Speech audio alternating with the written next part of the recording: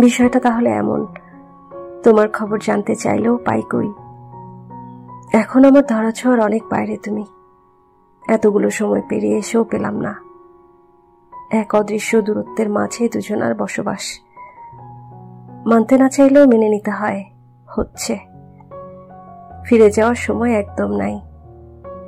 সম্পর্কটা নির্লিপ্ত হয়ে যাবে, বিলীন হয়ে যাবে সময়ের গহ্বরে। হয়তো হাহাকার করলেও পাওয়া যাবে না কোনো পথ। দূরে, আরো দূরে চলে যাচ্ছি আমরা।